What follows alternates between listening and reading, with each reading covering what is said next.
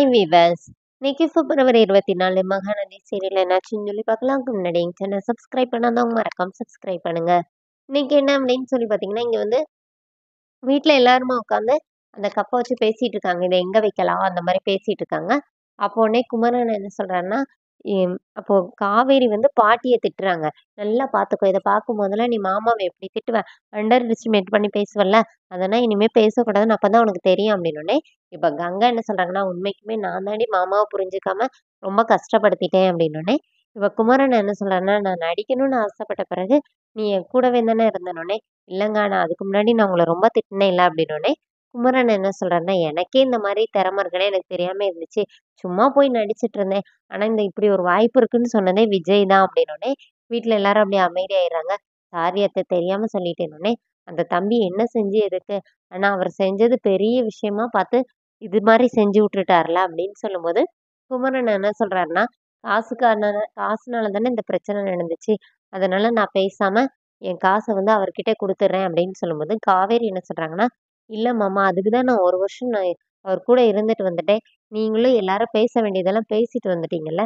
இனிமே இதுக்கு காசு குடுக்கணும். ஒண்ணும் குடுக்க வேணாம்." அப்படின்னோனே, "நான் தான் அவசரப்பட்டுட்டேன். அந்த பதட்டத்துல என்ன பண்ணணும்னு தெரியாம, ஒழுங்கா நான் வந்து அது அம்மாகிட்ட எல்லார்கிட்டயும் சொல்லியிருந்தா கூட, அம்மா சொன்ன மாரி வீட கூட வித்திருந்திருக்கலாம்." அப்படின்னோனே, இப்ப குமரன் என்ன சொல்றாருன்னா, "காசு நான் தானே தொலைச்சேன். அதனால நானே இந்த காச வந்து உங்கட்டயே குடுத்துர்றேன் அத்த." அப்படின்னு சொல்லும்போது, "இல்லப்பா நீ கங்காட்டயே குடுன்னு" சொல்லிட்டு எல்லாருமா பேசிட்டு இருக்காங்க.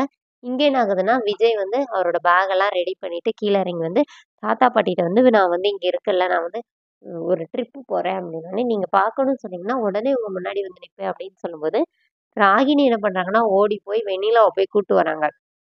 விஜய் உன்ன விட்டுட்டு எங்கேயோ போறாரு, போடாதன்னு சொல்லி கூட்டிட்டு வராங்க. இப்ப விஜய் கிட்ட வந்து வெண்ணிலா வந்து, "நீ எங்க போற? போகாத, போகாதன்னு சொல்றாங்க." "ஒண்ணும் இல்ல. நீங்க வா." அப்படின்னு சொல்லிட்டு, வெண்ணிலாவ கைப்பிடிச்சு கூட்டிட்டு போய் ரூம்குள்ள போய் டோர க்ளோஸ் பண்றாரு. இது எல்லாத்தையுமே ராகினி என்ன பண்றாங்க, வீடியோ எடுத்துடுறாங்க. நைட்டு இங்க என்ன ஆகுதுன்னா, குமரனும், கங்காவும் வந்து கொஞ்ச நேரம் பேசுறாங்க. காவேரிய பத்தி பேசிட்டு இருக்காங்க. "அவ என்ன முடிவு எடுத்தாலும் நம்ம அவ கூடவே இருக்கணும். உங்க அம்மா வேற சத்தியம் வாங்கிட்டாங்க." அப்படின்னு சொல்லிட்டு குமரனும் கங்காவும் பேசிட்டு அப்புறமா அவங்க 2 பேருமா ரொமான்ஸ் பண்ணிட்டு இருக்காங்க. இங்க என்ன ஆகுது அப்படின்னு சொல்லி பார்த்தீங்கன்னா, ராகினி வந்து அந்த வீடியோவ அப்படியே காவேரிக்கு அனுப்பிடுறாங்க. இப்ப காவேரி பார்த்துட்டு இவளுக்கு ஒரு வேலை இல்ல அப்படின்னு சொல்லிட்டு வைக்க போனவங்க ஓப்பன் பண்ணி பார்க்குறாங்க. அந்த வீடியோவ பார்த்தோனே சாரதா கையில இருந்து புடுங்கி பார்த்துக்கிறாங்க.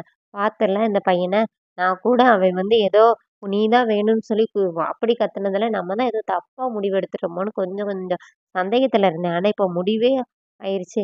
இவ என்னமோ கெட்டது பண்ணுதேன்னு சொல்லி நெனச்சாலும், கொஞ்சம் நல்லதும் பண்ணியிருக்கா பார்த்தல்ல." அப்படின்னு சொல்லி காவேரிய திட்டிட்டு இருக்காங்க. காவேரி அப்படியே, "நான் தான் உனக்கு சத்தியம் பண்ணி குடுத்துட்டேன்லம்மா, நான் போமாட்டேன்ம்மா." அப்படின்னு சொல்லிட்டு அழுதுட்டே இருக்காங்க.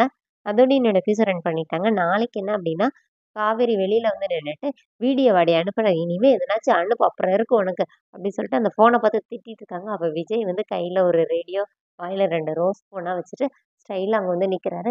விஜய பார்த்தோனே காவேரி அப்படியே ஷாக் ஆகி பார்க்குறாங்க. அதோட என்னோட எபிசோட் ரன் பண்ணியிருக்காங்க. தேங்க்ஸ்.